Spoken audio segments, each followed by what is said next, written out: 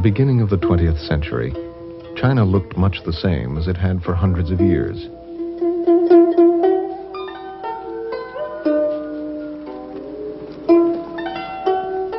The country was still ruled by an emperor. Men wore their hair in long queues as a sign of subservience to the ruling dynasty.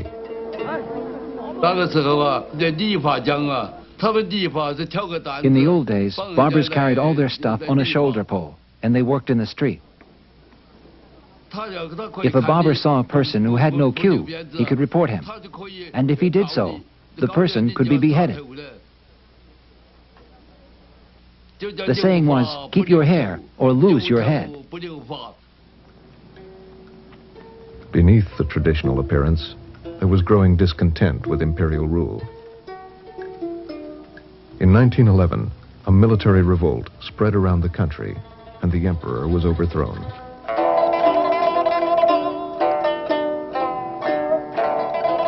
Men cut off their queues in a symbolic gesture of revolution. Sometimes at the city gate, I saw people with big scissors. Whenever they saw someone with a queue, they cut it off. I saw people crying, saying, now they say we are revolutionaries. What are we supposed to do? The cutting of queues was only the beginning of the revolution. The Republic of China was declared. The country was soon caught up in an ideological battle. Two men led the struggle, Chiang Kai-shek and Mao Zedong. The conflict transformed world politics, for in 1949, China became what it is today, the largest communist state on earth. This is the story of China in revolution.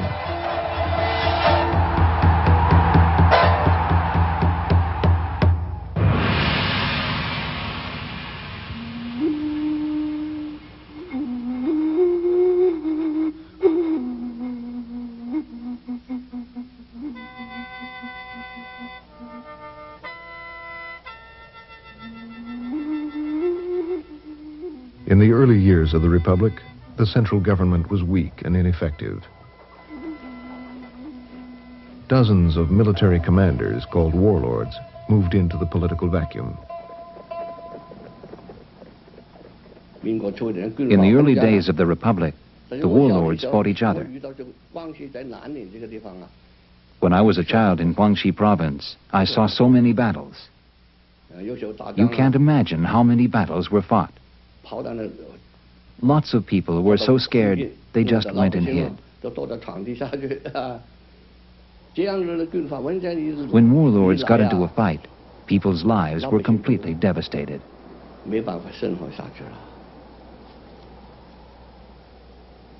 The warlords were a diverse group. The warlord of Manchuria was a major figure in national politics. The opium warlord made a fortune growing poppies.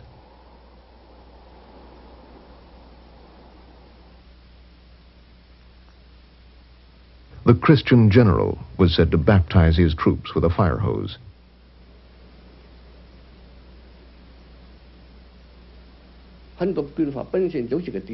Many warlords were landlords.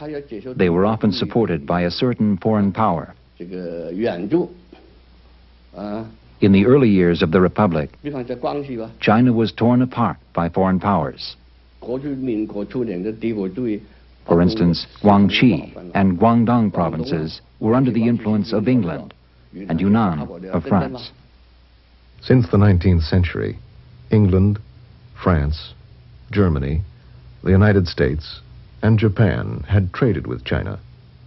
They based their interests in the major ports around the country.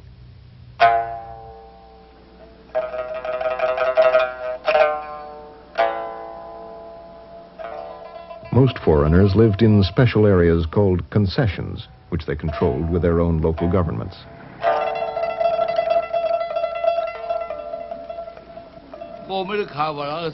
We didn't have the term imperialism. The term came later. We called them foreign devils.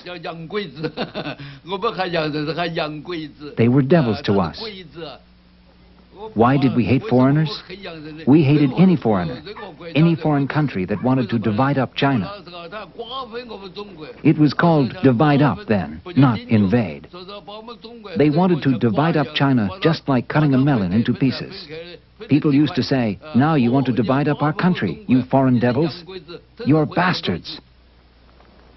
In May 1919, for the first time, Chinese took to the streets to protest this dividing up of their country. They saw that the problems of imperialism and warlords had pushed China to the verge of collapse. The demonstration sparked a vocal nationalism and an intense search for political solutions. One of the few political leaders addressing these problems was Sun Yat-sen. Sun was the leader of a coalition group called the Nationalist Party. He was a charismatic man whose speeches attracted many to his cause.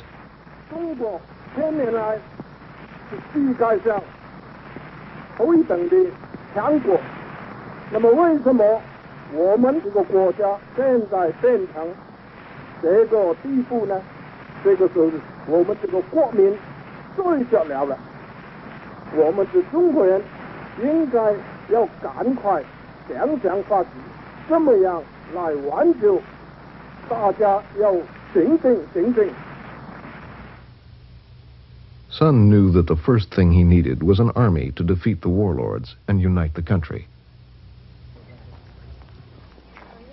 He appealed to Western governments for money for his cause. At the time, none of the imperialist countries wanted to help us. Only the Soviet Union wanted to help us. The Soviet Union had no friends in Asia, so they had to work with us.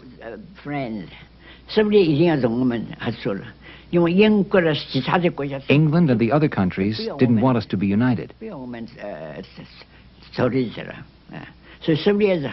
It appeared the Soviet Union did want to help us.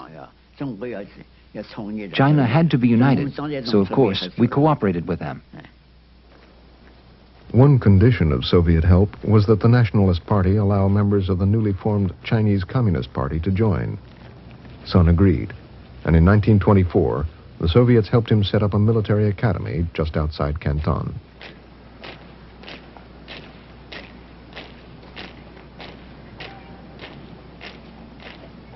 The Whampoa Academy quickly became a magnet for patriotic youth from all over China.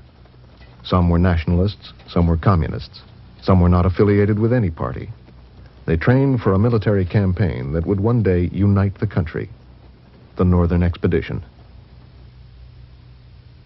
Sun appointed his protege, Chiang Kai-shek, commander of the academy. Chiang was a professional soldier. Like many of his generation, he had attended military school in Japan. He had worked with Sun for over a decade. Chiang's son remembers what his father and Sun Yat-sen talked about.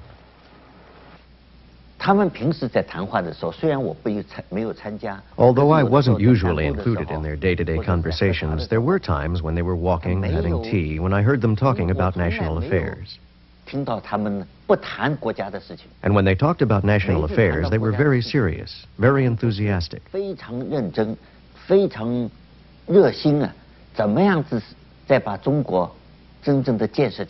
They wanted to build up China, because in the East, we had lived under autocracy for too long. Chiang was the commander of all the cadets and of the academy's staff. Many of China's future leaders were under his command. One of them was a young Communist Party member, Zhou Enlai. Zhou was the director of the political education department. Under his direction, the cadets watched and performed plays with simple political messages. Without revolution, there was no hope for this country, so political education was given on the front.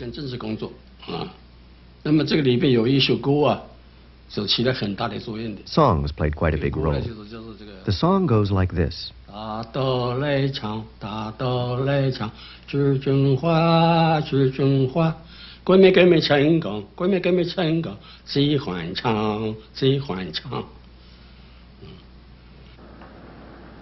As his army trained, Sun and his wife Sung Chingling sailed to Beijing to negotiate with the city's warlord.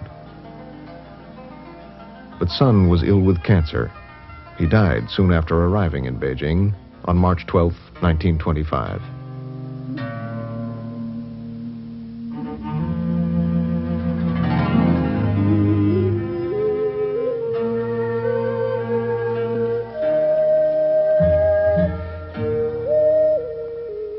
In death, Sun was revered as the father of the Chinese Republic.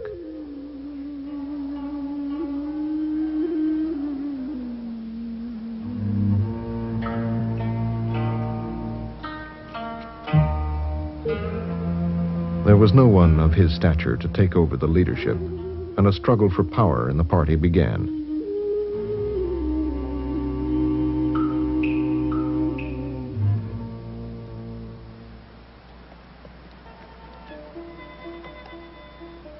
Chiang Kai-shek emerged the victor. In June 1926, he was appointed Commander-in-Chief of the Northern Expedition, the campaign to unite the country.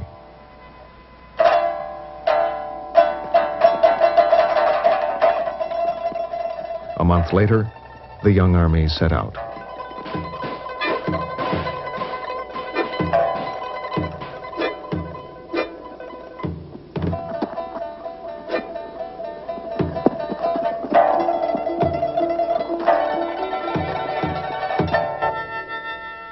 Full of patriotic enthusiasm, they won victory after victory. In just 6 months, they defeated 34 warlords, and they swept up to central China.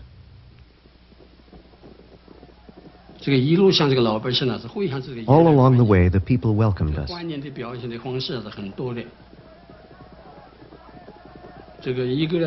For example, they would boil water and cook sweet potatoes by the side of the road where our troops were passing. They would say, "Brothers, come and eat and drink. Help yourselves." The army was well disciplined then. And so the soldiers and the officers, they always paid for whatever they ate and drank. When the Northern Expedition Army reached our region, they held mass rallies. Everybody went. At the rallies, speakers talked about the cooperation between the nationalists and the communists. They called for the defeat of the northern warlords and the imperialists, and they asked peasants not to pay land rent and debts. I didn't know much about revolutions then. I didn't know a thing about communism or opposing imperialism. But it seemed like a good idea to fight exploitation and the northern warlords. Many in the Army's propaganda teams were communists. They explained the goals of the Northern Expedition, and they called for the end of many deeply ingrained social customs. Wang Ping soon joined the communists.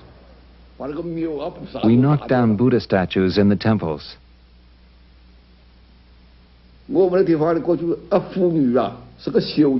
Foot binding was still popular where I lived, and we urged young girls not to bind their feet, and women who had already done it to undo their feet.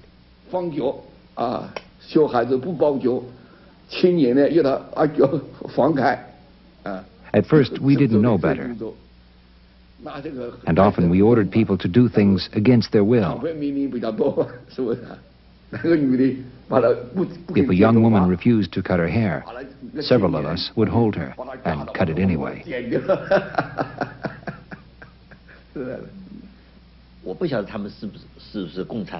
I didn't know what they were up to, communism or whatever, but I saw that they made trouble.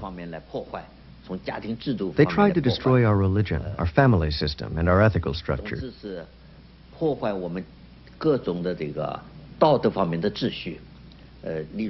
For instance, young people's respect for the old.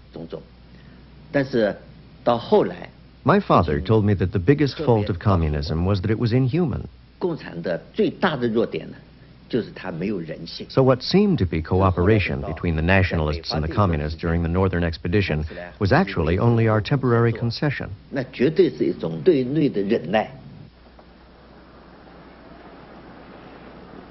So we wanted to purge the party, but it was a pretty dangerous thing to do. We could have been finished off. Both sides might move at the same time. The communists were all among us. The problem was how to do the purge. Jiang planned to purge the communists when his army reached Shanghai. Here, communist workers, led by Zhou Enlai, had formed armed guards and taken control of the city.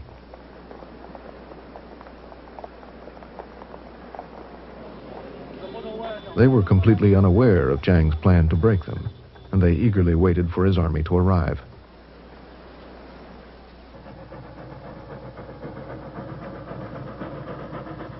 Nationalist troops moved into Shanghai. Chiang struck on April 12, 1927. About 1 in the morning, I saw some guys in plain clothes run over.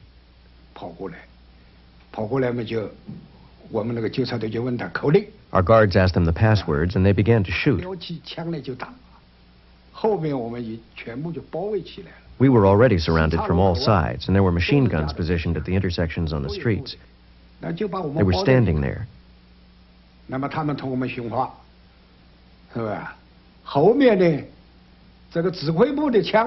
Back at headquarters, all our weapons were taken away.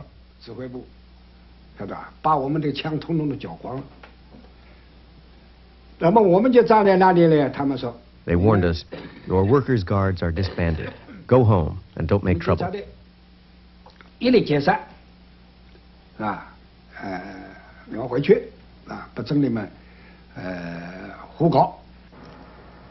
Chiang Kai-shek's army was in firm control of Shanghai.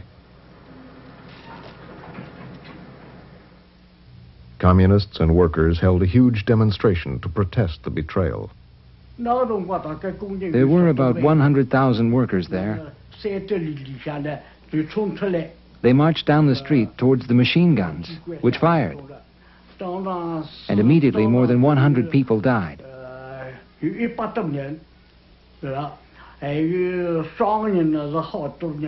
Many more were wounded. Many were injured. It was raining that day. Bashan Road was a river of blood.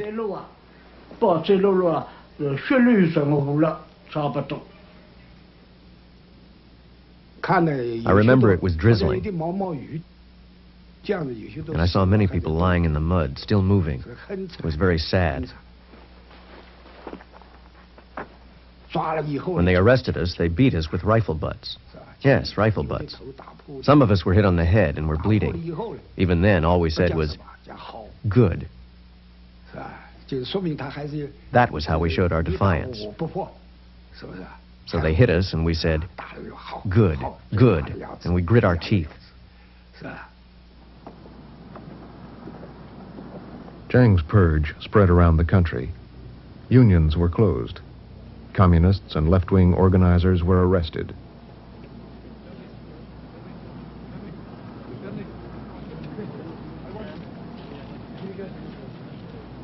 Thousands were executed.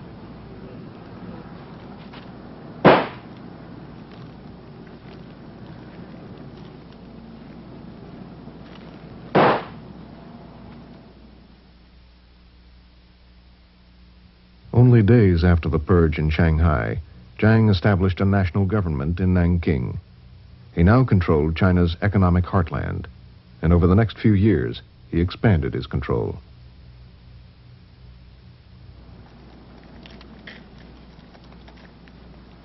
The success of the northern expedition earned Jiang tremendous prestige, and he adopted the title Generalissimo.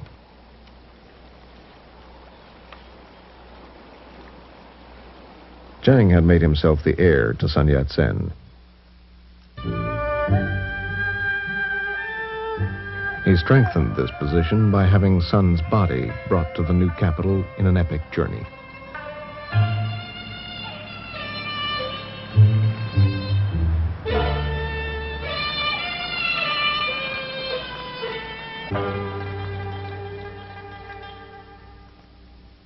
He married Sun Yat-sen's sister-in-law, Sung Mei-ling.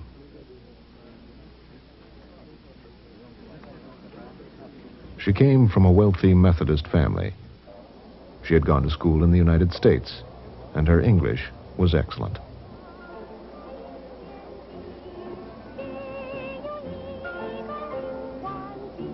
Her charm was a valuable asset to Jiang, for he was a difficult, aloof man who gained respect but not affection. To many, especially in the cities, it seemed a new era was beginning. People were more open to the West than ever.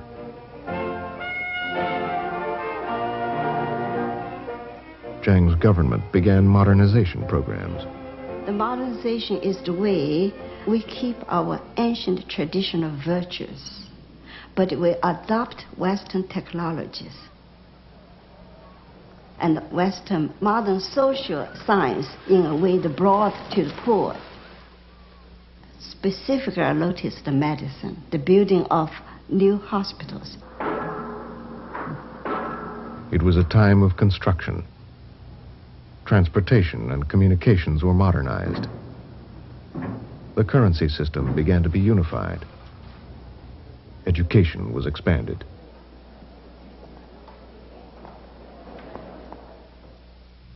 Chiang Kai-shek appointed Chen Li-fu a top advisor. I organized and modernized the party. We made it impossible for the communists to operate. I used American techniques. They used Soviet techniques. Vast security organizations were set up. A top priority was to prevent renewed communist growth in the cities where remnants of the party had gone underground. Shen Zui worked for the security police. We knew they were communists by their speeches, their posters, or the articles they wrote. Or if we searched their homes, we'd find communist papers. That was the correct way. But if we had doubts, we'd say, better to kill an innocent one by mistake rather than let a bad one go.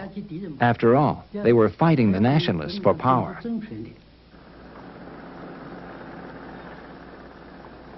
In spite of the security police, the communists began to rebuild support in cities where working conditions were often brutal.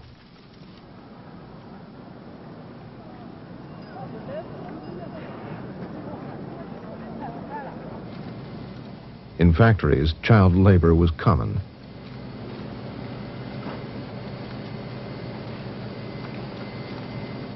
In silk production, very young children worked plucking cocoons from boiling water. I came to Shanghai when I was 12. We were so miserable.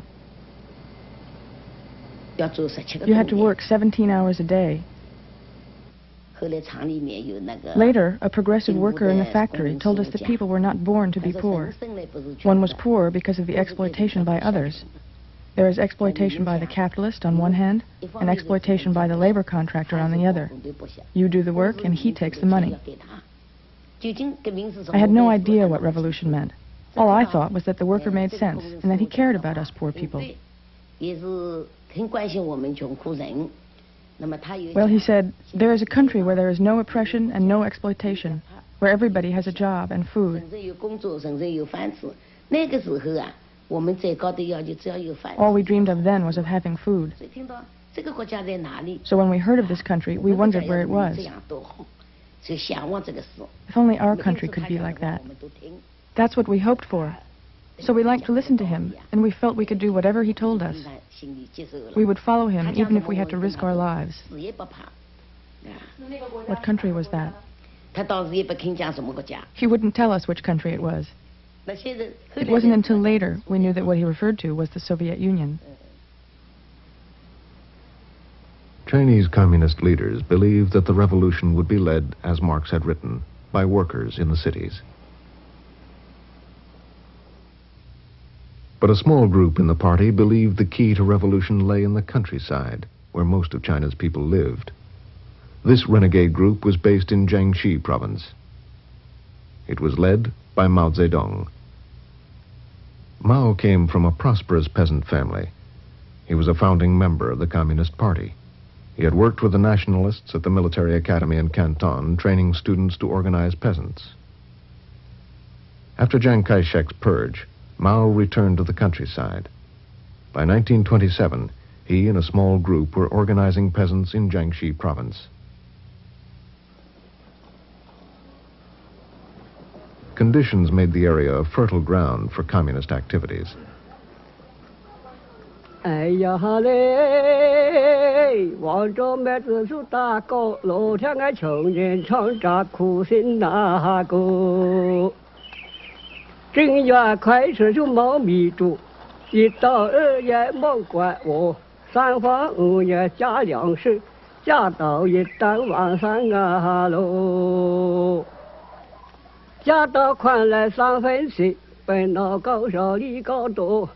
挂条我来有万竹子，万条竹子是毛骨多，丢条我连毛米煮，找一个里拽戳戳，就等10月，天换地都是蛮难啊个。 In South China, there were huge gaps between rich and poor. Rents were high, and taxes were often collected decades in advance.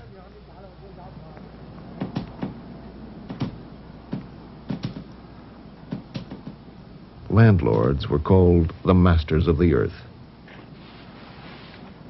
One of the 4 tyrant landlords, by the name of Zhou, came to our house and saw my 15-year-old sister and took her to be his wife. He not only wanted to take my sister, he also wanted me to be his maid. I was only 7. My father refused. So he demanded 1,000 silver dollars to buy a maid instead. My father didn't know what to do. Rather than let me be a maid, my father sold me as a child bride.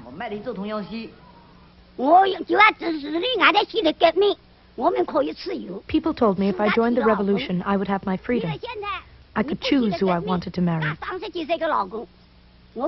If I didn't join, I'd have to marry this man who was over 30. So I thought if revolution could save me from this, I would join. The communists organized peasant associations and began social reforms. Their actions unleashed pent-up hatred of local landlords, and violent class struggles soon erupted. We smashed the landlord's opium pipes and took away his grain and clothes. He started looking for his money. The landlord wasn't home. His wife was hiding in the attic where rice straw was stored. We found her. We questioned her for several days, and then we killed her.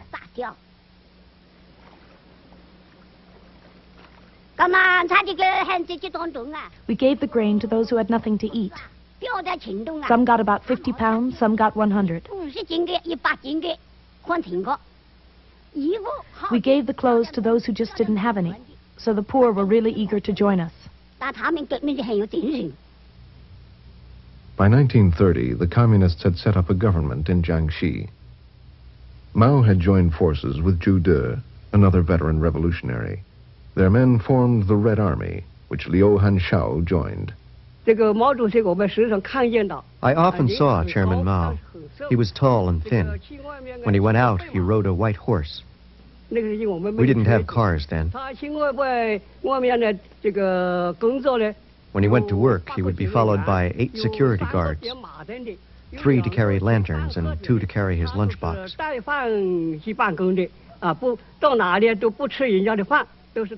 He wouldn't eat in someone's home. He took his meals wherever he went. Sometimes when there was a meeting, he would stand on a mound and shout slogans. He would shout, "Advance to Nanjing! Advance to Nanking! Take Chiang Kai-shek alive!"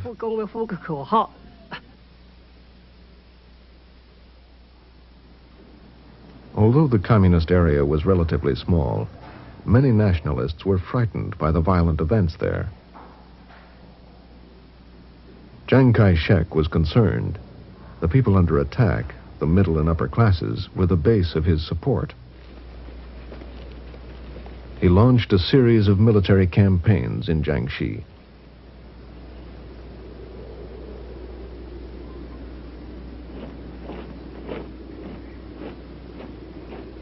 They were defeated. Our main forces would lure their troops, lure them into the mountains, like we did in the battle at Longgang. We would lure them in and then pull back.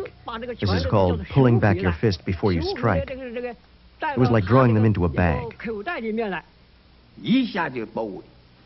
And suddenly we'd surround them and wipe them out. Understand? We'd lure the enemy deep, deep into the Soviet area. And then suddenly surround them. We wiped out their 18th Division this way. All 9,000 of them, from the commander down to the cooks. Not one escaped. This is called mobile or guerrilla warfare. Chiang's forces were defeated by these guerrilla tactics 4 times, but he continued to attack. In 1934, he launched an ideological offensive called the New Life Movement, a mixture of traditional Confucian values and European fascism. He hoped to create a disciplined and orderly society by reforming social behavior. People were instructed to button their clothes, stand straight, and not to eat noisily. The movement only reached a small section of the middle class and failed to solve the peasants' problems. But Chiang's 5th military campaign was a success.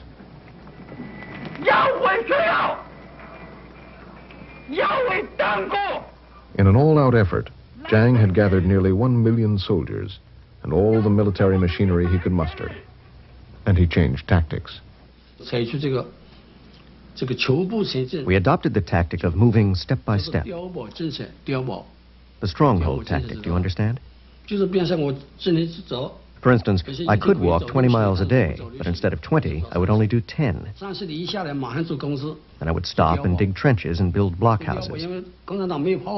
Since the communists didn't have cannons, they couldn't take well-defended blockhouses. So our troops worked very hard to build them, and we wouldn't advance until a place was firmly in our control.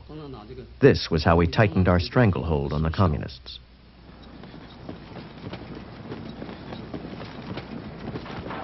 As the nationalists began their new tactics, the communists changed theirs. That was when our party made one of its biggest mistakes. The biggest.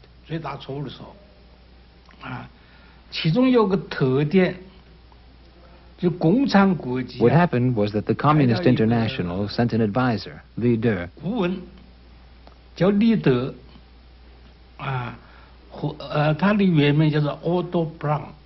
whose original name was Otto Braun. He claimed that the golden age of guerrilla warfare was over, and that it was now time to develop positional and regular warfare.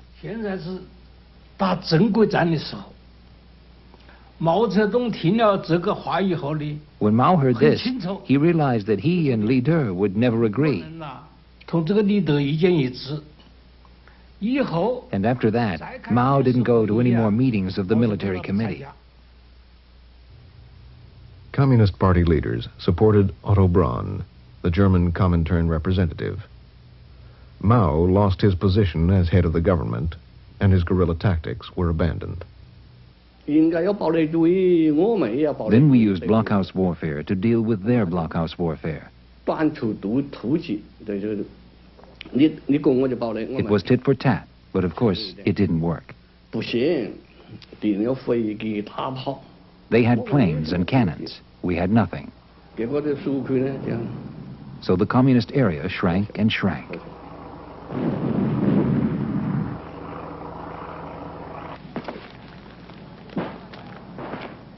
The nationalists were winning.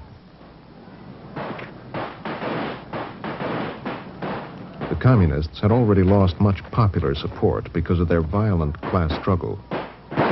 By the summer of 1934, they were losing badly.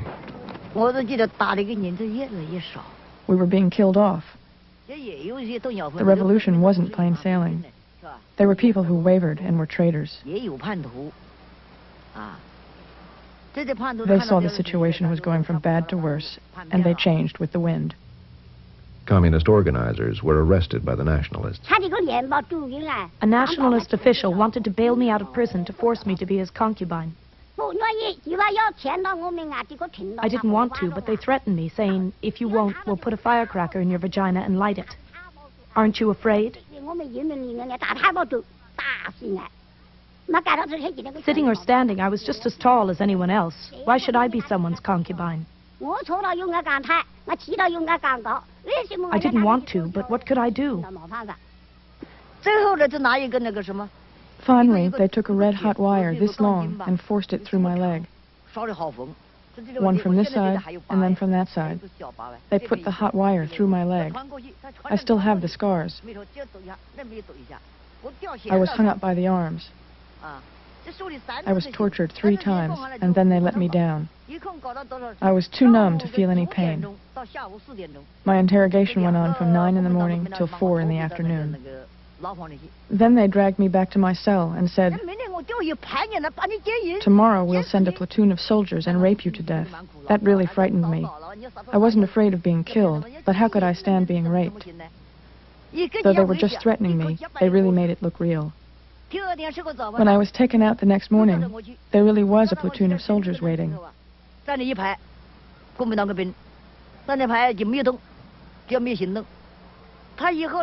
The officer said, "Just look at those men.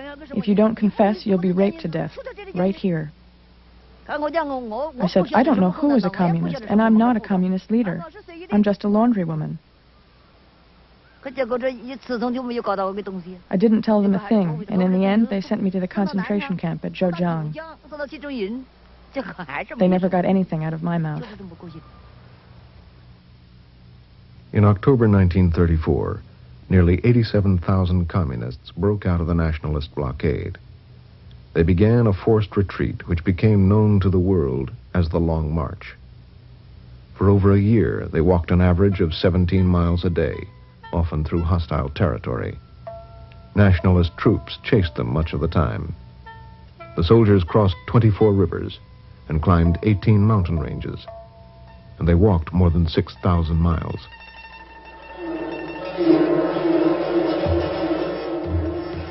For the survivors, it is remembered as one enormous battle going on forever.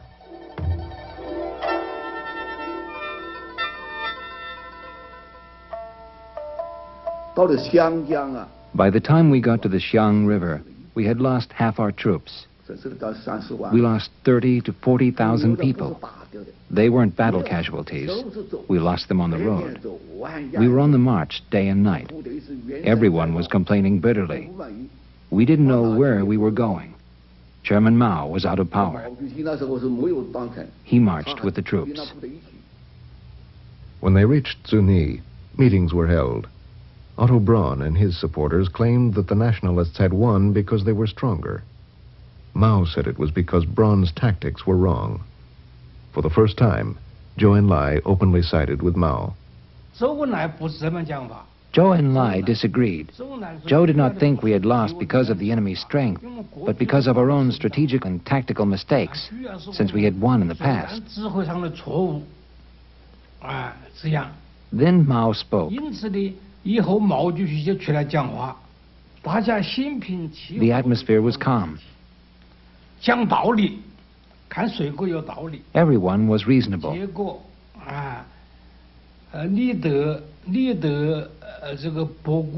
In the end, most decided that Li De and Bogu were wrong. Most people agreed with Mao's ideas and wanted Mao as our leader on the Long March. We were so happy. We called an officers' meeting. We had a meal, 2 dishes. We were banging on the tables with our chopsticks. Yeah, banging on the tables. We were so happy we were dancing. We supported Mao. That's what it was like, I'm telling you. The meeting was a victory for Mao and his belief in guerrilla tactics. He became the leader of the Long March, and soon of the entire Communist Party. Otto Braun lost his influence. From this time on, the Chinese Communists received virtually no help from the Soviet Union. The march went on. The soldiers continued to face the threat of relentless nationalist attack, and nature, which was often just as lethal. When they crossed the snowy mountains, most of the troops who came from the south were completely unprepared. It was snowing, and there were hailstorms. I had to stop because it was too slippery, and if I fell off the edge, it would be all over. And it would be easy to fall off. So I decided to take my shoes off and walk barefoot. When my feet touched the snow, it was impossible. The coldness started from my feet and slowly climbed up my legs. My legs went numb. I couldn't walk. Then I saw Yan Chenqing. He was wearing a pair of straw sandals, and he had an extra pair. He couldn't stop walking, so he just threw the sandals to me and kept going. By then, the cold was already up to here. When it gets to your heart, you die. After I put on the straw sandals, I stamped my feet for a few minutes. And I could feel my legs again, and I could walk.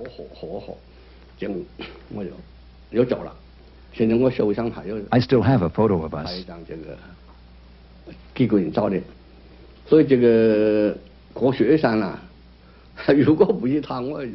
If it weren't for him, I'd have died in 35 in the snowy mountains.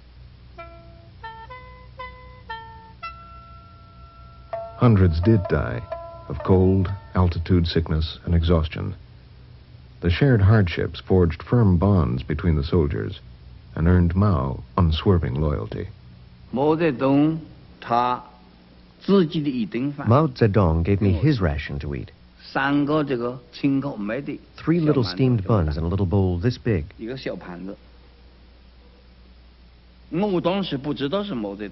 first I didn't know that it was Mao's. In one bite, I ate 2 of them. When I found out it was his meal, I stopped eating. He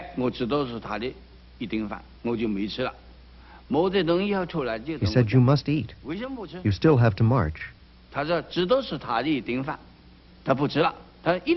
He forced me to eat the last one.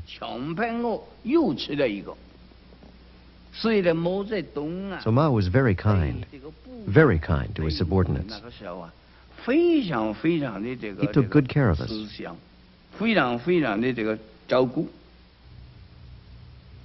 The army now had to cross the grasslands. More people died here than on any other part of the march. There was nothing there, absolutely nothing. As far as you could see, all there was marsh, the endless marsh. No trees, no houses, nothing. Stepping on the grass was like stepping on bean curd. It was soft.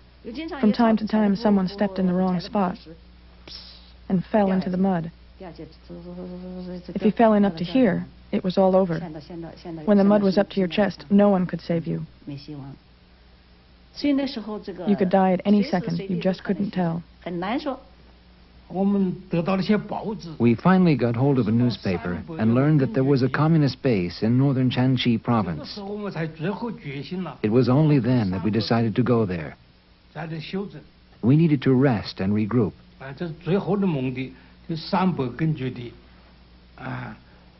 We knew it was extremely poor there, but we had nowhere else to go.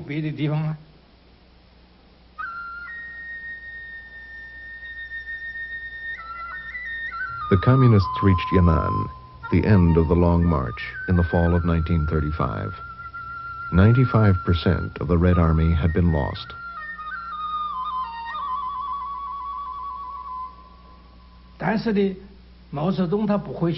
But Mao didn't lose confidence. He asked us a question. Although there are now only 6,000 or 7,000 of us left, are we stronger or weaker than before? His answer was that we were stronger. He said the people who remained were gold.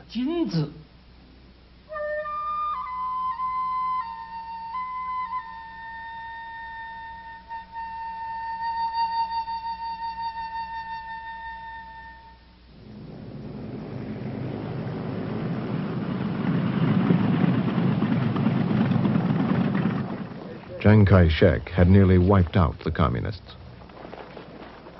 But he faced another threat, a foreign threat, which many considered more dangerous than the communists: Japan. For years, Japan had had economic interests in North China and Manchuria.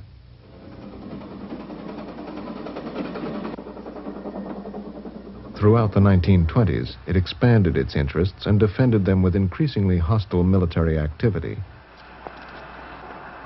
Japan's aim was to colonize China. The Japanese posed the greatest threat to the warlord of the region, Zhang Shiliang. Zhang Shiliang was one of the most powerful men in China. He was the Generalissimo's second in command, and he retained his own huge, well-equipped army.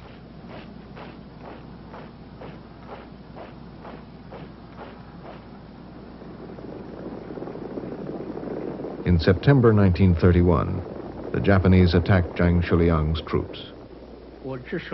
We bore the brunt of the attack. The brigade commander gave orders. First, he telephoned me and asked me about the situation. Then he gave the order, "Don't resist. You are not permitted to resist." I pointed out that the enemy had already begun to attack. He said then, "Collect the soldiers' weapons and hide them in the storehouse." I said that there was no way I could collect the soldiers' weapons and hide them when the enemy was shelling us. He said, "Then why don't you withdraw?" I said, "I have only received an order to offer no resistance. I have no order to withdraw."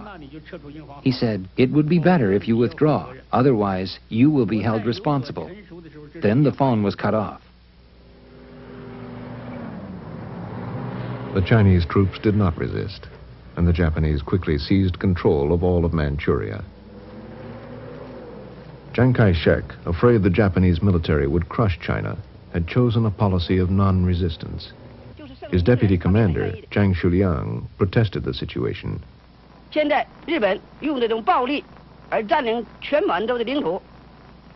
Many held him responsible. Others believed he had received orders from Chiang Kai-shek, and they blamed the government. We should have resisted. If I had been brigade commander, I would not have withdrawn. I would have resisted until daylight. When a foreign army attacks the cities of another country in broad daylight, I don't think that can be justified to the world. We have a saying, an army is maintained for 1,000 days to be used for one. Why didn't they fight? I was very angry.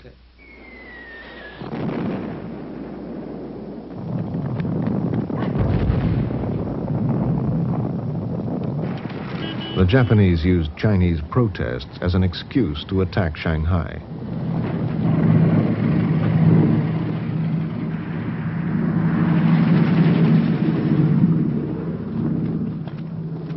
This time, there was hard-fought resistance.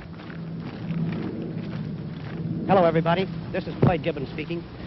This was the last stand, the last barricade of the Chinese forces of the 19th Route Army that opposed the advance of the Japanese Marines through these ruins. Hardly a month ago, families lived in these places, fathers, mothers, and children. This was all that they had in the world.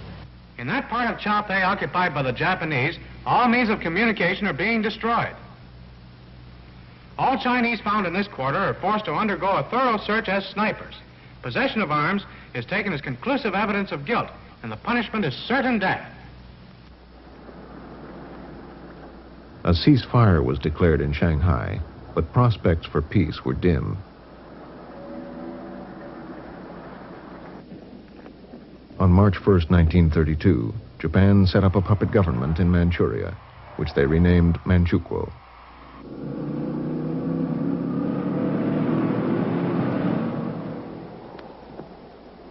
They installed the former boy emperor, Puyi, now a young man, as head of state.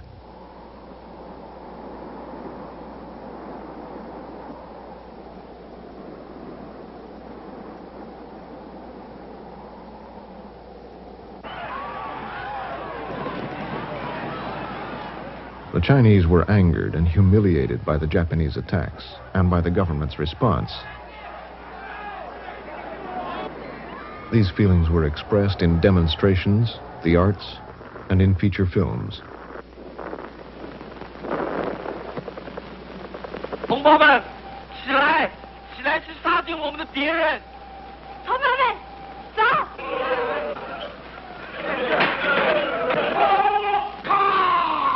看着敌人，前进！突击起来！民族万岁！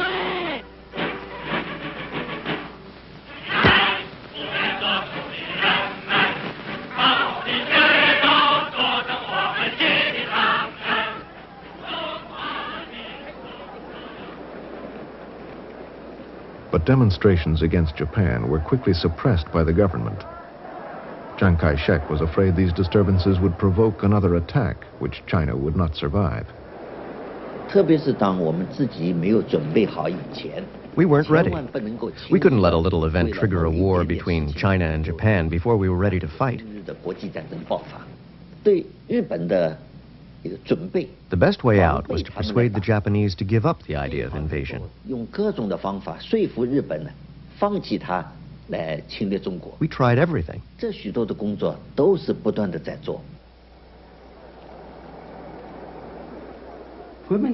nationalist policy was that to resist foreign aggression, the country first needs internal pacification. This was stated by Chiang Kai-shek, and it was in all the papers. It was absolutely necessary to wipe out the communists before we could fight Japan. Mao and Zhu De knew that Chiang would strike while they were still weak from the long march. In an effort to prevent this and to harness popular anti-Japanese feeling, Mao called for the nationalists to unite with the communists against Japan. Mao declared, "We cannot even discuss communism if we are robbed of a country in which to practice it." But Chiang continued his plans to attack the communists. Again, Zhang Xuliang, seen here next to Chiang, disagreed. He and his men only wanted to fight Japan to recover their homeland. But they could not make the Generalissimo change his mind. In December 1936, in a desperate act which shocked the country, Zhang Xuliang ordered his commander kidnapped. Sun Mingzhu and some heavily armed soldiers stormed Chiang Kai-shek's residence. When I got to the bedroom, I saw that it was a mess and no one was there. I felt Chiang Kai-shek's bed. It was still warm, so I knew he hadn't been gone long. So we went up, and behind the hill I saw him squeezed between two rocks. It was a spot that everyone called Tiger Stone Rock. He was standing there. He was very frightened. His face was covered with dirt. He was in pajamas because he hadn't had time to get dressed. I saluted and said, "Please, Generalissimo, come quickly." I was afraid that someone might shoot him. I felt a heavy responsibility. The day he was kidnapped, our Central Committee immediately held meetings. In the evening, we held an emergency meeting. Everyone was trying to figure out how to save him. Madame Chiang flew to Xi'an.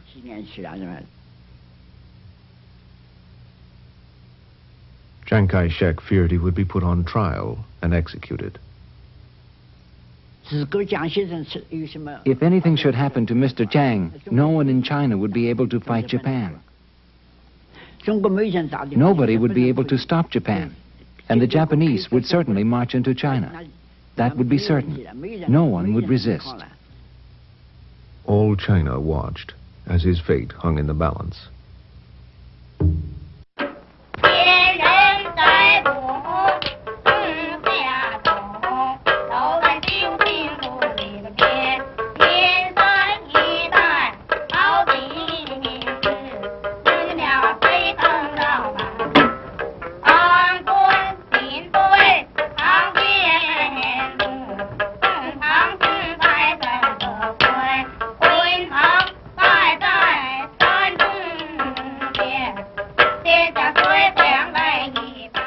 Shanghai, China, the Paris of the Orient. In newsreels of the 1920s and 30s, life here looked fun, an exotic mix of East and West.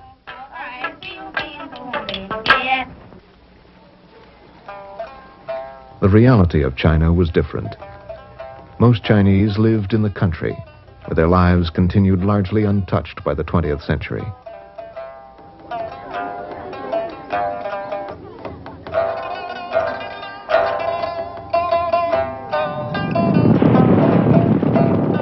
People of China were about to be engulfed in years of violent conflict, years which would dramatically change their country and their lives.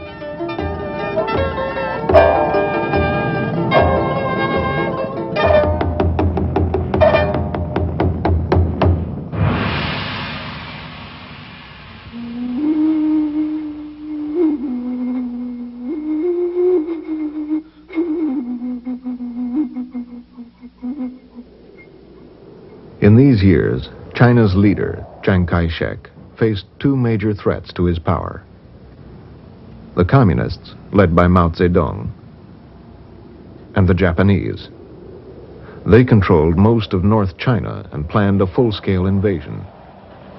Many Chinese demanded that Chiang's government fight Japanese aggression, but he was afraid the Japanese military would crush China, and he refused. In December 1936, anti-Japanese feeling boiled over and created an astonishing crisis. Chiang Kai-shek's deputy, in an effort to force his commander to resist Japan, kidnapped him.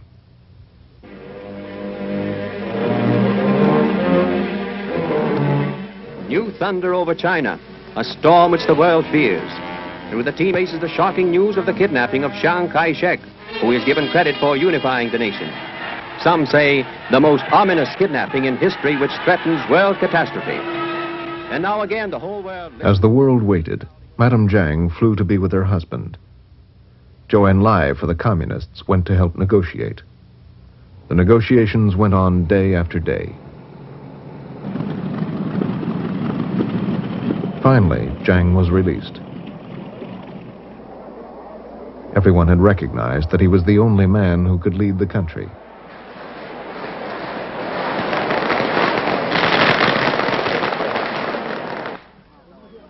And he had at last agreed to work with his old enemies, the Communists, against Japan.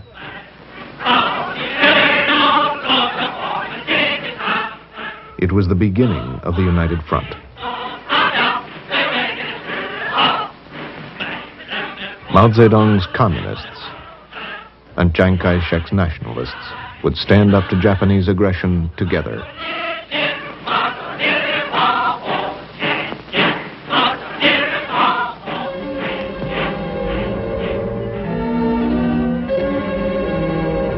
Here's where it started. The Marco Polo Bridge, a few miles southwest of Peiping. On July 7th, 1937, fighting broke out on this bridge between Chinese and Japanese troops. Within days, Japan launched a full-scale invasion of China. It was the beginning of World War II in Asia.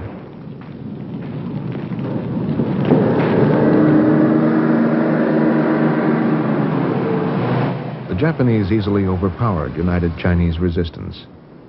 They took Beijing in days, and then Tientsin.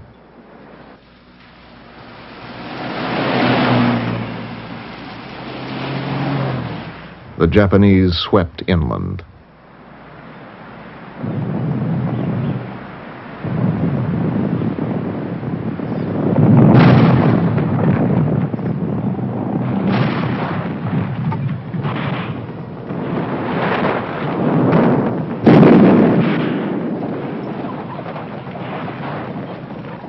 October 1937, they arrived outside Meihua village, a few miles from these scenes. Japanese devils entered our village from the west side. They started killing and burning their way through the village. They were just brutal. They killed 46 families and even every animal they saw. Then they got to my home.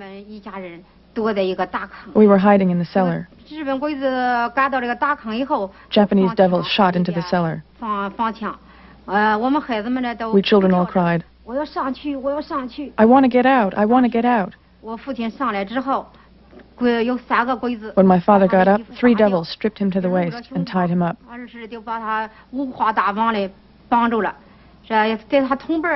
He was tied up with more than 10 other men.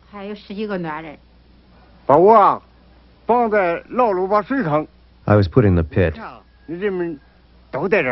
It was full of people. They'd been there a long time. The Japanese kept bringing more and more people.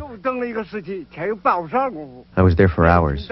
Later, about another 200 people were pushed in. The pit was full. Bullets were whistling. A bullet hit my hand. Felt numb and hot. It didn't hurt. I didn't move. It got dark. I ran away.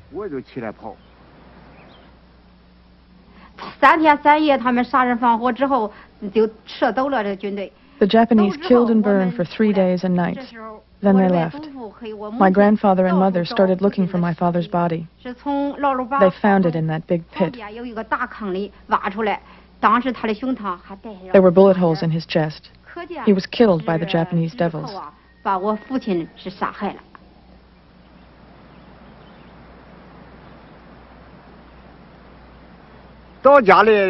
When I got home, I pushed the door open. It was quiet. No one was there. I wondered what had happened to them. I looked everywhere and I couldn't find them. I went outside. I saw that there was fresh earth in the courtyard. I thought someone must be buried in it. And I went over to the well. The winch had been torn out. People were in there, too. I asked a couple of people to help me. I found my grandmother, mother, and 2 sons buried in the earth. I pulled my wife and 3-year-old out of the well.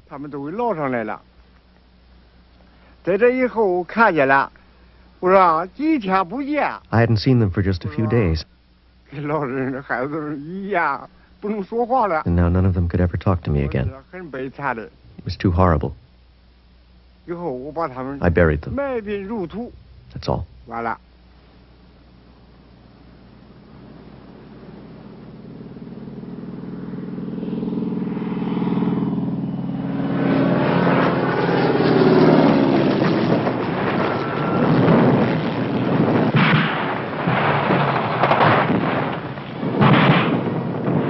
Shanghai was bombarded. There were huge civilian casualties.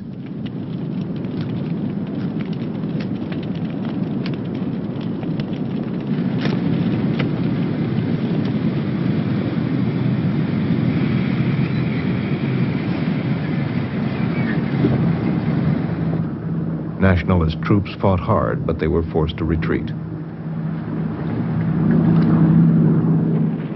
Shanghai fell in November 1937. In just 5 months, the Japanese had captured half of China's seaboard. Chiang Kai-shek and his wife appealed to the world for support. To you, who are enjoying the serenity and security of your own homes, I wish to bring a message from the women of war-ridden China. It is this: if you wish to avoid the calamities that are befalling China now, and the killing and mutilation of your loved ones and your fellow beings, boycott Japanese goods. The battle for the capital, Nanking, was fierce. Again, the Japanese overpowered nationalist resistance. In December 1937, the Japanese entered the city, and they began to butcher civilians. An estimated 200,000 men, women, and children were massacred. It was called the Rape of Nanking.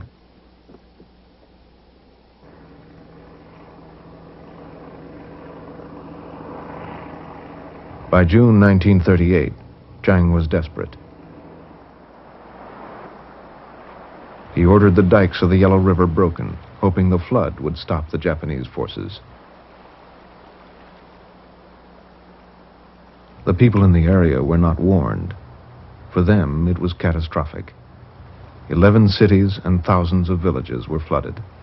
Millions were made homeless. Hundreds of thousands died. And the Japanese continued.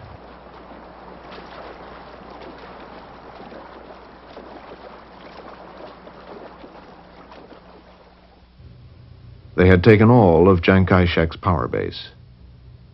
Now he adopted classical military strategy to trade space for time.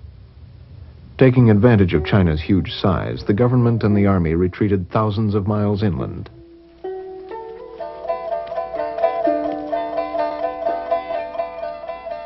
Schools, universities, and businesses followed, and people.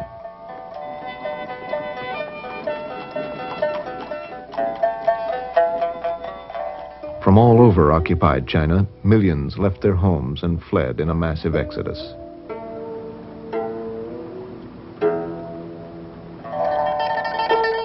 The government moved to Chongqing in Sichuan province.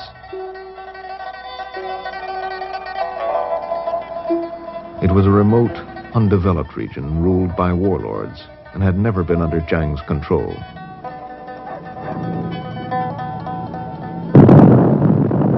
The Japanese bombed Chongqing for weeks at a time.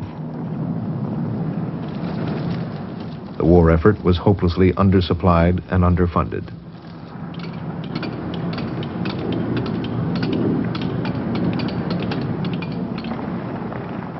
Chiang shored up his government with propaganda and parades.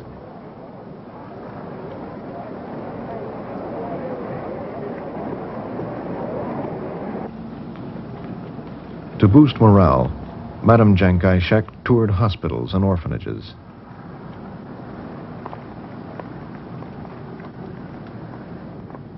Chongqing held on.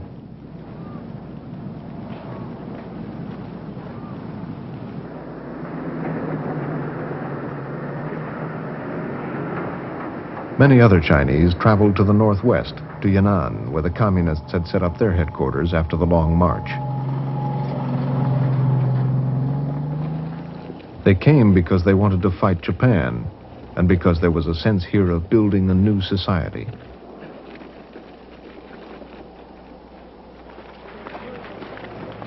The atmosphere of these early days is remembered as one of enthusiasm and exuberance, the Yan'an spirit.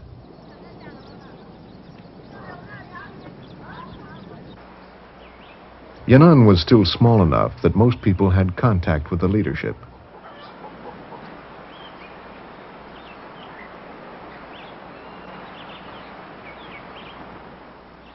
Mao was developing some of his most important theoretical work.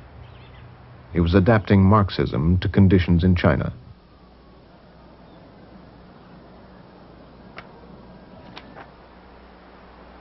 His theories were studied by all who came to Yan'an.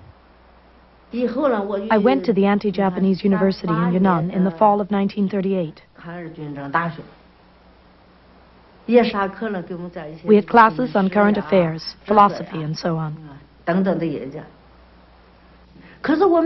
of us minded the hard conditions. At night, we shared huge beds. Each person had just this little space, about a foot, one next to the other. We got up early in the morning. We did morning drill, and we learned how to use weapons to fight the Japanese.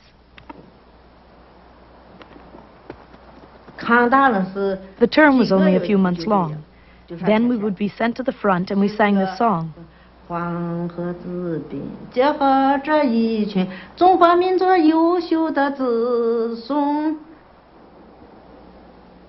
From Yan'an, the young people were sent to work in villages throughout North China and Manchuria.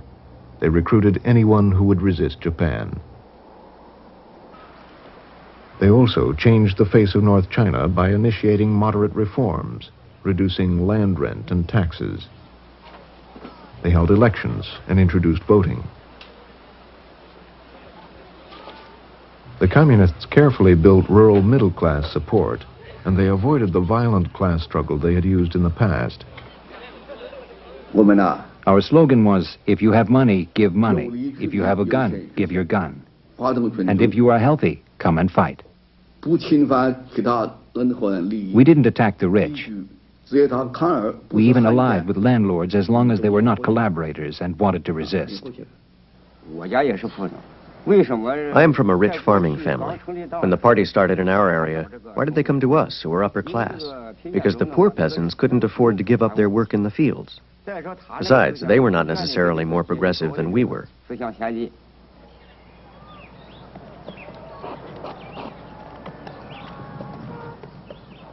Women were the most constrained by tradition. Even in the early 1940s, many young girls still had their feet bound, and they were often treated as virtual slaves by their families.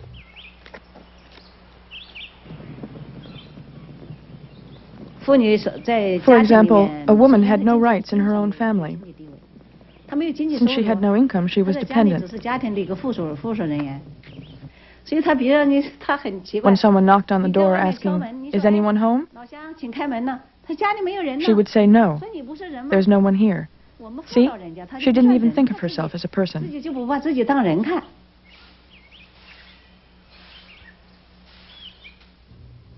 Wang Xinlan had married Xiao Hua, a young communist officer.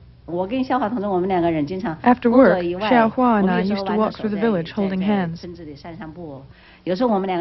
Sometimes after dinner we would just sit there talking and laughing. They were very envious. They said, "You must have done a lot of good in your previous life for God to have given you such a good husband." I said, "That's got nothing to do with it. It's because women like me have changed our political status. We're independent people. Among us, men and women are equal. We are equal even though he is the husband and I am the wife." We tried to explain this to them. It was all very surprising to them. The communist call to fight Japan, combined with their moderate social reforms, had a powerful appeal.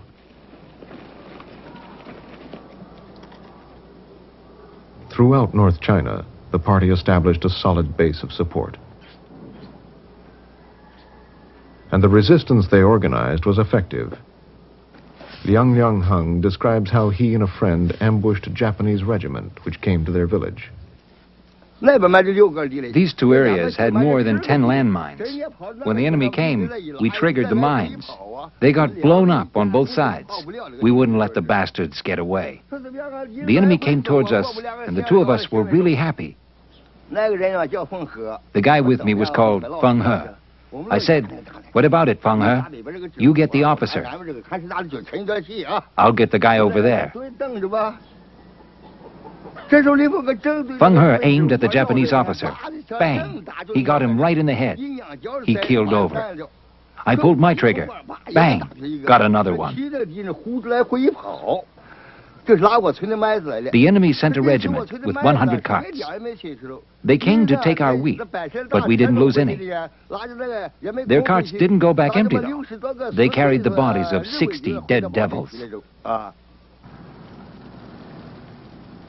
The Japanese responded to communist resistance with a campaign of terror called Burn All, Kill All, Loot All. They decimated any village with communist connections and fragmented communist control of the region.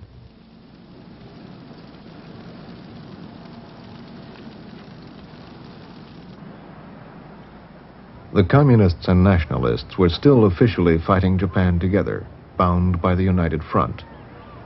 But there were frequent clashes between the two sides. In January 1941, nationalist forces suddenly attacked a communist unit. The unit was wiped out.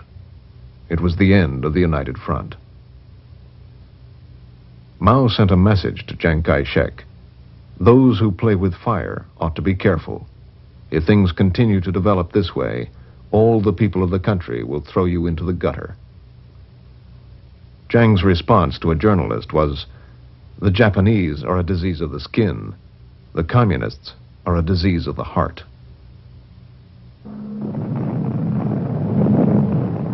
Chungking. The Japanese continued to bomb Chiang Kai-shek's wartime capital. By December 1941, the war had been going on for nearly 5 years. Nationalist armies had taken beating after beating. Japan was winning the war. Japan launched a surprise attack on Pearl Harbor, and the United States declared war on Japan. I knew then that Japan was bound to be defeated, bound to lose the war. Today, we, the people of the United States, fighting a desperate rearguard action against the Japs, grimly realize that our future depends upon holding a fighting China as our ally. Well, may we ponder what might happen if China should fall, if the full force of Japan, now deadlocked in China, were released to strike into India, into Australia, into Mexico or Canada, or California. Despite the propaganda, the Allies gave China low priority. They were struggling to survive the war in Europe. General Joseph Stilwell was named the top American commander in China. Stilwell had lived in China and he spoke the language. His job was to keep China in the war and improve its fighting capacity.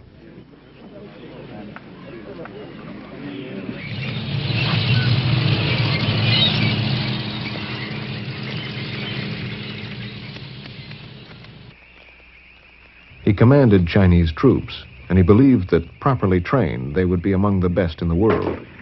But he railed against the nationalist command. He would speak in expletives to me about the Chinese generalship, because he would find them pig-headed, vacillating, they'd change their mind. And again, Jiang would not want to commit a large force to gain an objective. He would send it in driblets, and it would then be consumed by the Japanese in driblets. Stilwell found that the Generalissimo was unwilling to commit his troops against the Japanese because he was saving them for use against the Chinese communists. He had 500,000 of his best troops blockading the area occupied by the Chinese communists. Stilwell soon saw the Chinese war effort was hampered by another problem: corruption. It started at the top with Jiang's inner circle, his wife's family, and a handful of his oldest friends. They controlled the economy and made enormous profits from their positions. Jiang himself was never accused of corruption, but he did nothing to stop it, and it spread to all levels in the nationalist government. Those it hurt most were the ordinary soldiers Stilwell was trying to command. Conscripts were treated brutally. They were afraid we would run away, so they would tie 5 or 6 men together on the same rope. That's how we traveled. We were strung up in groups. I saw hundreds of our conscripts strung up and pulled along on ropes. At night, to stop them running away, they tied their legs. I saw it with my own eyes. The nationalists had corrupt officers. They put sand in the rice to replace what they had taken. We ate moldy rice with a lot of sand in it. They said we were drafted to fight Japan and defend our homeland. If they really meant it, why didn't they give us food and clothes? Why was there corruption? Poverty. If America didn't have enough food and clothing, corruption would exist there too. As the Chinese saying goes, only when one has food and clothing will he know ethics. Nearly 1.5 million men died of starvation or illness before ever reaching their units. 1 out of every 10 men drafted during the war.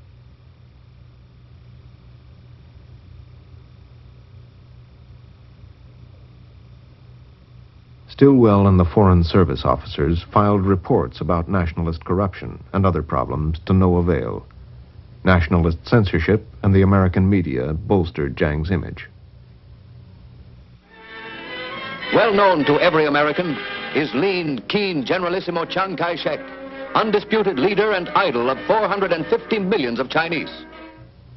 In 1943, Madame Jiang visited the United States and charmed Congress and the public. Let us not forget that Japan in her occupied areas today has greater resources at her command than Germany. Let us not forget that during the first 4.5 years of total aggression, China has borne Japan's sadistic fury unaided and alone.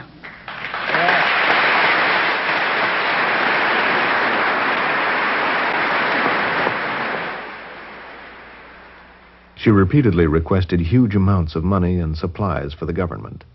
When the U.S. Treasury expressed reservations, Jiang threatened to sign a separate peace with Japan. And so millions of dollars were sent. No one had to account for the money, and much of it simply disappeared. To be fair, I must say that in any government, at any time, there will be situations we don't like. Some unfair and illegal behavior. This can happen in any country, any government, at any time. Especially during a period of bad economic conditions after years of war. Naturally, some people are tempted by material things.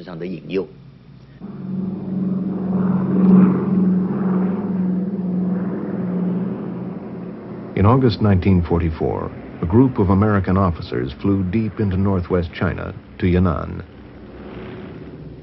Anxious to improve China's fighting capacity, Stilwell and the American government wanted to know if the communists could be used effectively in the war. The Foreign Service officers who went to Yan'an were called the Dixie Mission. It was the first official Western recognition of the communists. My first impressions, well, Mao Zedong was a large, even then slightly tending towards plump individual with a very smooth face, no facial hair to be noticed. And he was not what you would call charismatic. He was straightforward, did not dwell on polite phrases at all, but there was no question that he was the boss. Everyone was deferential to him, including people like Zhou Enlai and Zhu De. They looked to him, and when he spoke, no dog barked. Mao was now the undisputed leader of the communists. The year before, Mao Zedong thought had become their official ideology. No criticism of Communist Party policies was tolerated.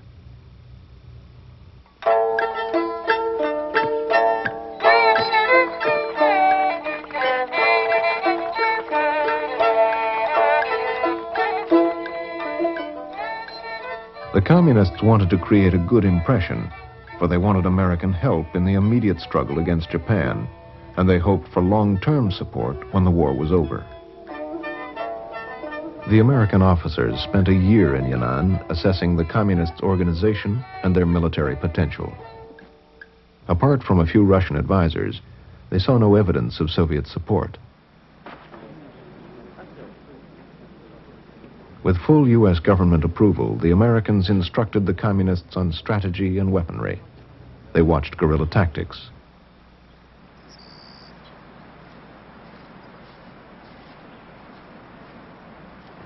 They traveled out from Yan'an and watched the communists attack Japanese blockhouses. They saw that the communists controlled huge areas in the countryside of North and Central China. Patrick Hurley, President Roosevelt's personal representative, visited.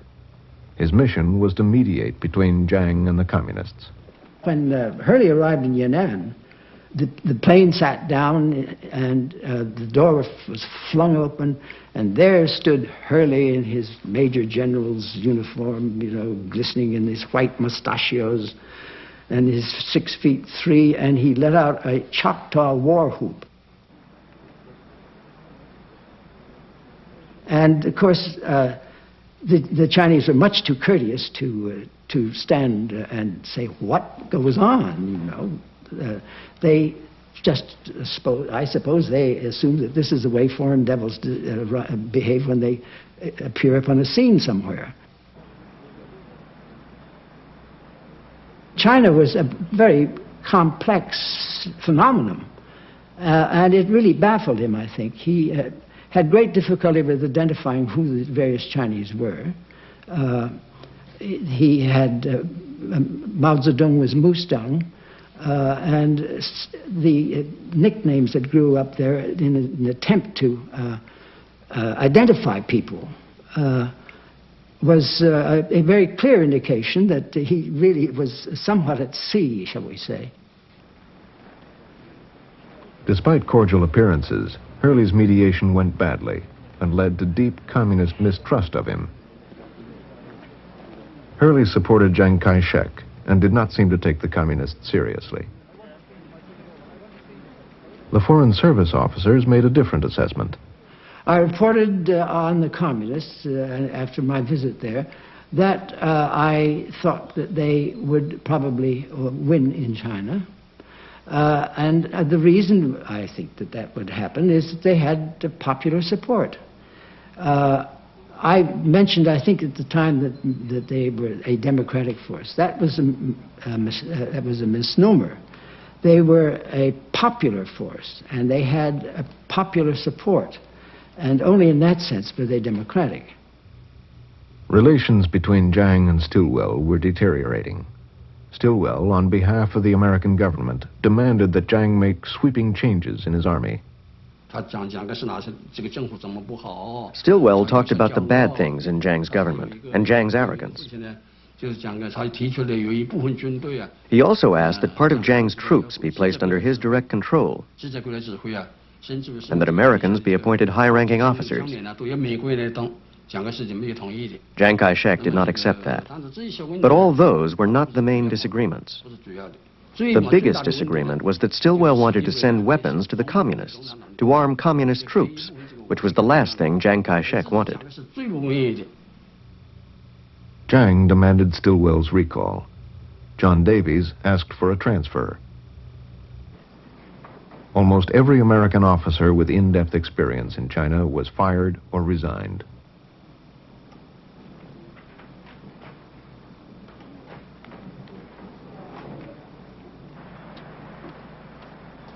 Jiang now had undisputed control of China's war effort. Stilwell was replaced by General Wedemeyer, who was much more sympathetic to Jiang. And the war with Japan was soon to be over.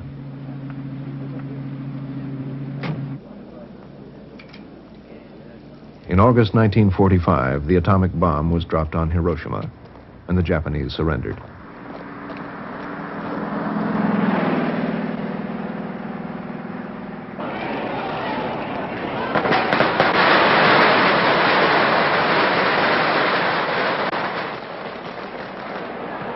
In the victory celebrations, Jiang was the hero of China.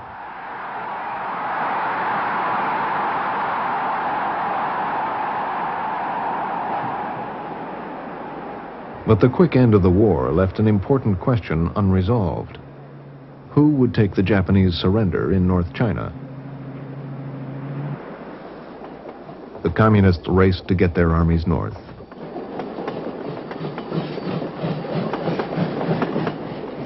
Nationalist troops were airlifted by America to arrive first. General Lu Jingzhao remembers what Mao said about Chiang Kai-shek. He wants to come down the mountain to harvest peaches. That's what Mao said. Our people and our army had made great sacrifices behind the Japanese lines. So we wanted to take the surrender in those areas. I rode all night back to the front. You couldn't say we were harvesting peaches, but we did want to taste a few. Civil war seemed inevitable. Patrick Hurley, now U.S. ambassador in China, persuaded Mao to go to Chongqing for talks with Jiang.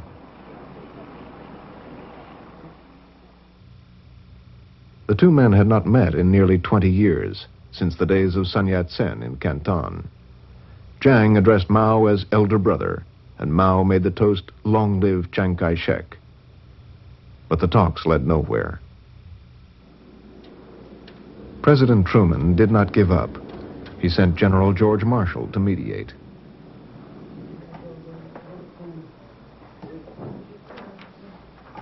An agreement was signed, and then quickly broke down.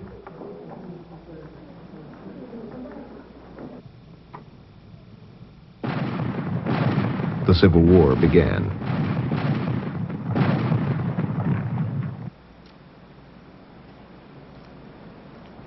At first, it went badly for the communists. In March 1947, Mao announced to his troops that they would withdraw from Yan'an because of a successful nationalist advance.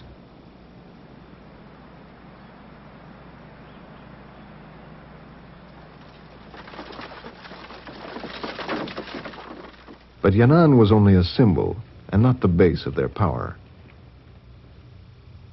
Their real power lay in the vast countryside of North China and Manchuria.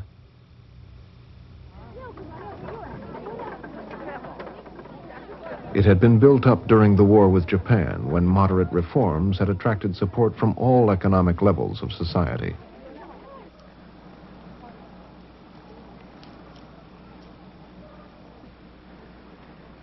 Now the communist leadership decided to expand their support by concentrating on the poor.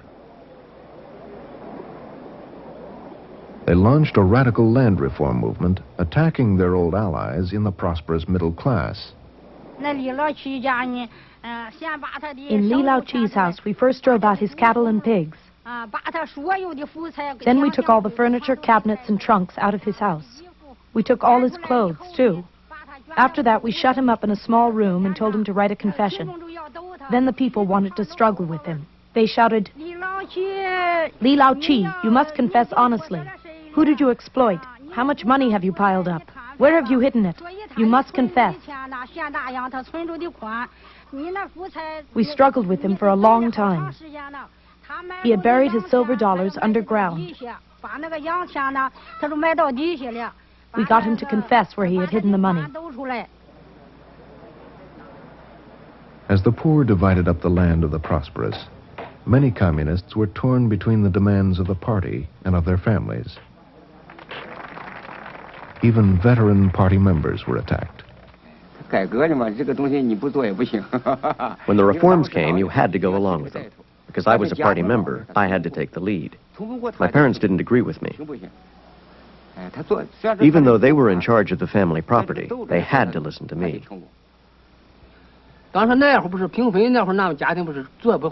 At the time of the land reform, my family had a new cart, a horse, a donkey, and about 5 acres of land. We had a large family and enough food. And so one night, they sealed up our house. All the landlords and rich peasants were locked up in one spot before the mass rally. I went and saw the situation was no good. I was afraid the struggle meeting might go wild. I was scared. The meeting began. My father was Wang De, and they tied him to a post. Everyone in the village was there. And then they went crazy. Some innocent people got beaten and some bad people got beaten. Village leaders tried to control the mob. They even sat on the landlords to keep them from being torn apart.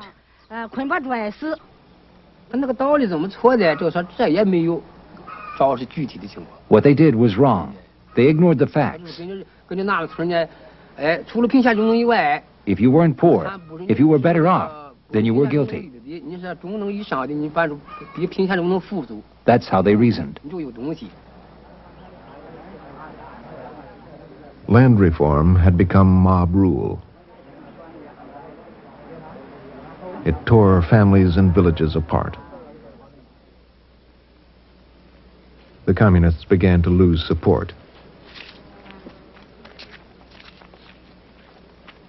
In December 1947, Mao urged restraint. 5 months later, the movement was stopped. The communists tried to minimize the damage and backtracked to their moderate wartime policies. They managed to salvage peasant support.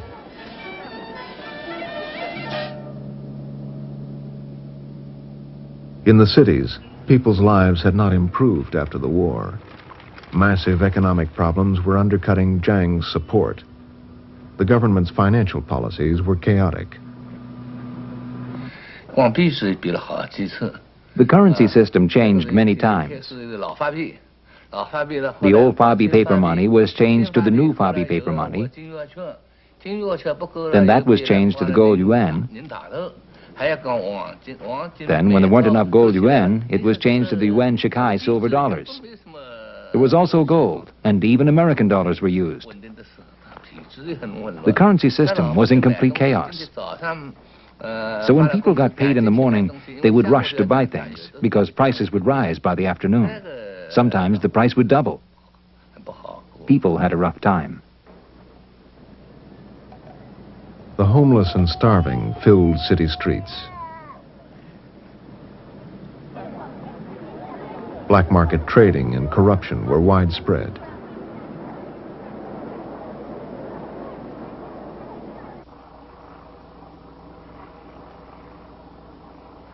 To make matters worse, in 1947, floods in the south destroyed the rice crop.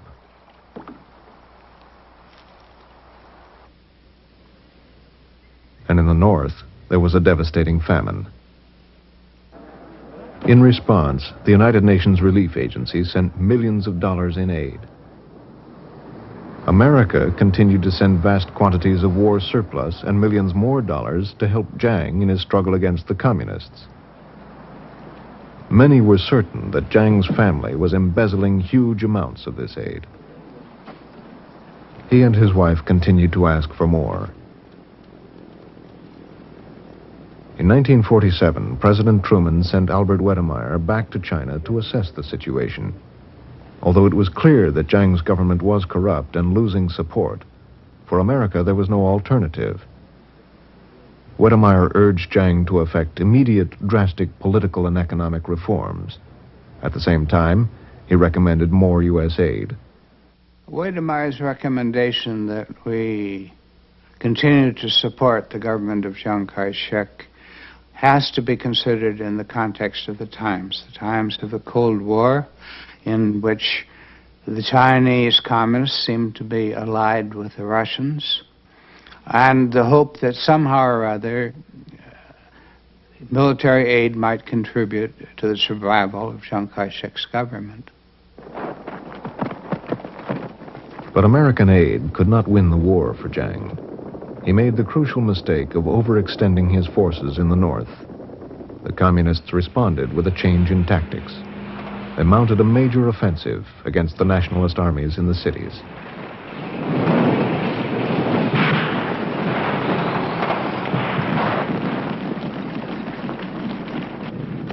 The change of tactics worked.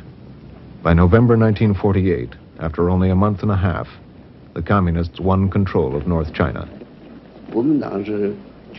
Nationalist troops were crossing over to us in divisions and armies. When we first got to the Northeast, we had 100,000 troops. Now we were 400,000 or 500,000 strong. Our equipment all came from the United States and Chiang Kai-shek. There was a joke among the soldiers.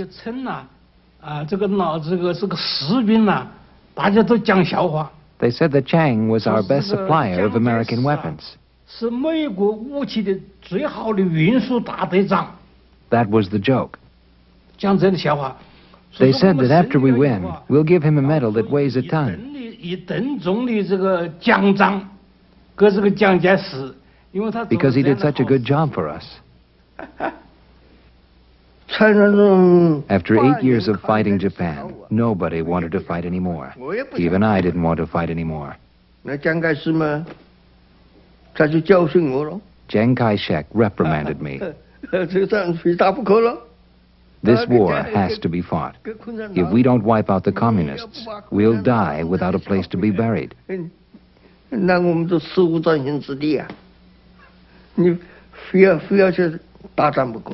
We've got to go all out. I couldn't say anything to that. He was my teacher, my academy commandant. He had been my commanding officer for many years. All I could do was obey. With North China under communist control, the battle for central China began. Huang Wei led Chiang Kai-shek's crack 12th Army.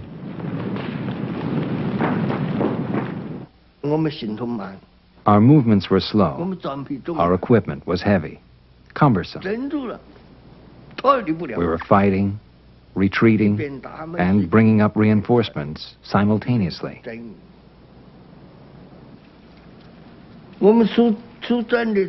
Our formations were beaten back bit by bit.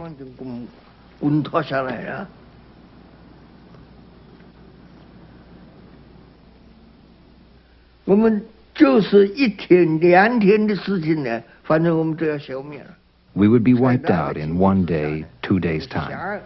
So I gave the order to flee.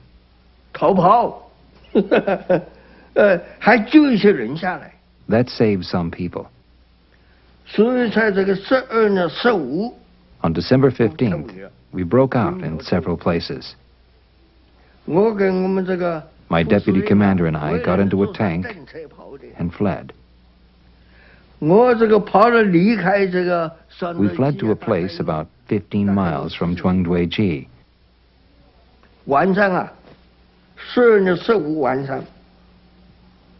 That evening, the evening of December 15th, the tank I was in broke down, couldn't move.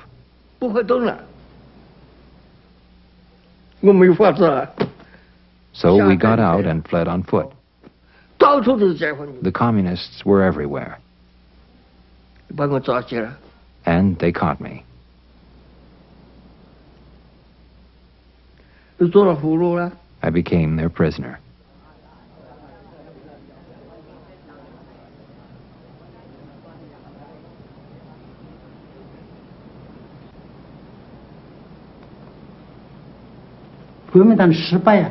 The nationalists failed because we completely lost the people's support.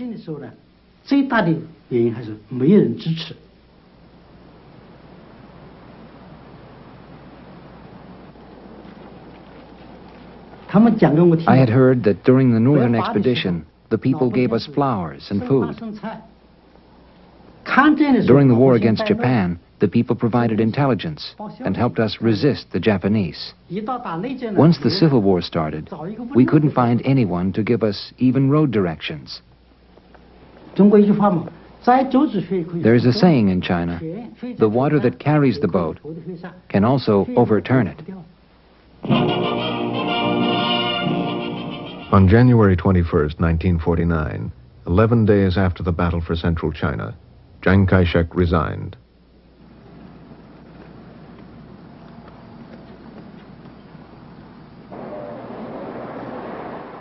In Shanghai, people were leaving in droves. Chiang Kai-shek and his government retreated to the island of Taiwan. It was carefully planned. They took a huge part of China's art treasures and all of the central bank reserves. U.S. aid followed. The last shipments of arms and ammunition were sent to Taiwan, not to China. The government of Chiang Kai-shek had already made its preparations for transfer to Taiwan. So we never stopped supporting Chiang Kai-shek. Chiang did not give up all hope. My father's first order was for us to examine our past mistakes, both domestic and international. Secondly, we should prepare to recover the mainland. He never said we should fight our way back. What we should do was help the people on the mainland overthrow the regime. So we've been making preparations based on this order since the first day in Taiwan.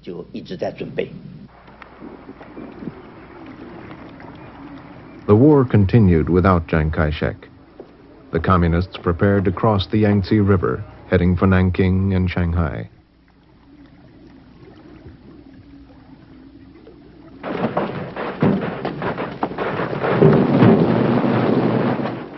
They quickly overcame nationalist defenses.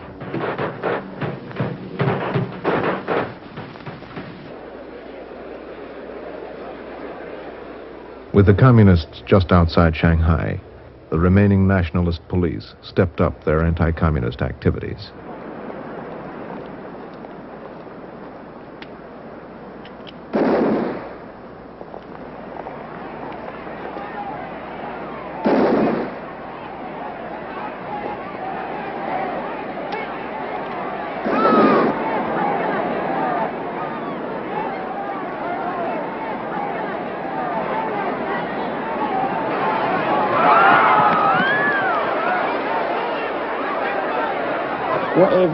My husband had been arrested by the nationalists, and I couldn't find him. I was both happy and worried at the same time. Happy because the revolution would soon succeed, that was obvious, and worried because my husband had been arrested, and we didn't know where he was.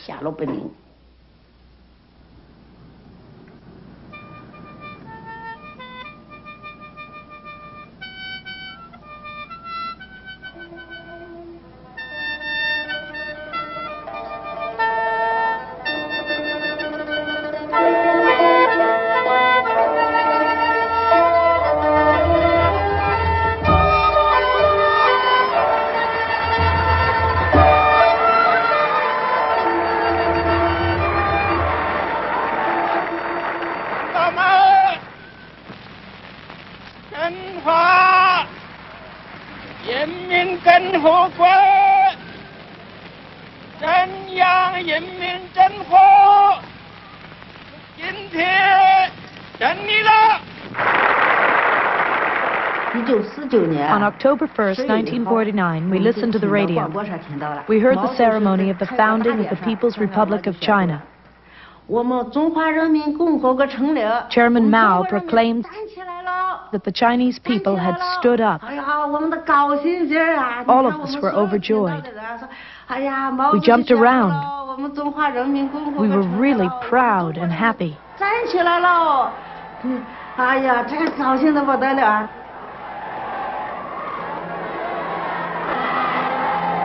My daughters were very young. They asked why there was so much excitement. I told them they would understand when they were older. As for me, it was the day I'd been working for all my life.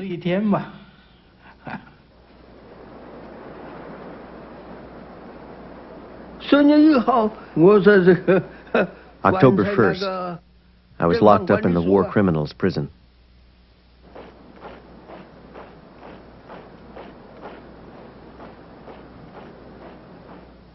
I had no desire to go on living, but I couldn't just die.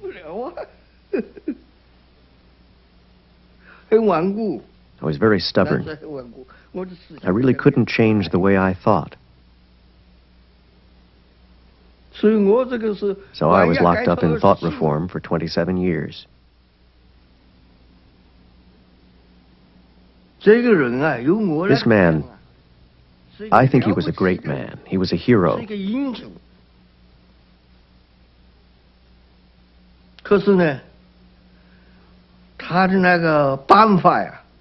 But his methods were the old ones of China.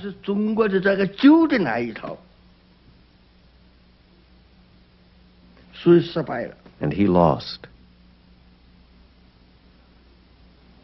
I put my life on the line for him. In the end, I was buried alive for him. You could say I was loyal to him to the end. Loyal to the end.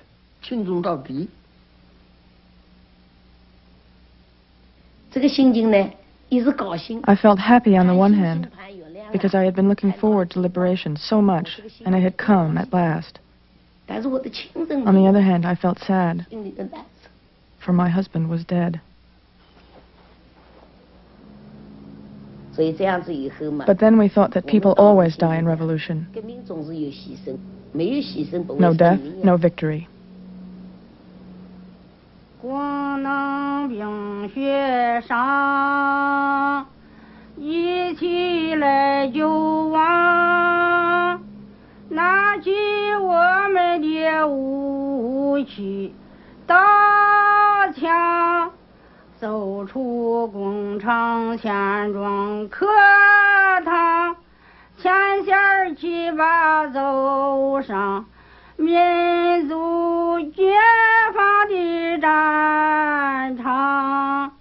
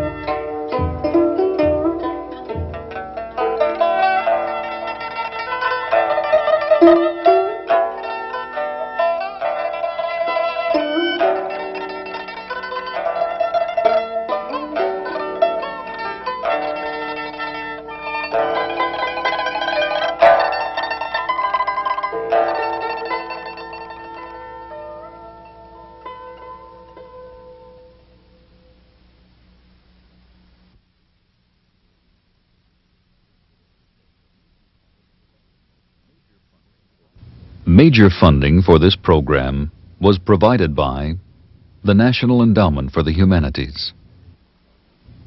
Additional funding was provided by the John D. and Catherine T. MacArthur Foundation, the Corporation for Public Broadcasting, and the New York Council for the Humanities.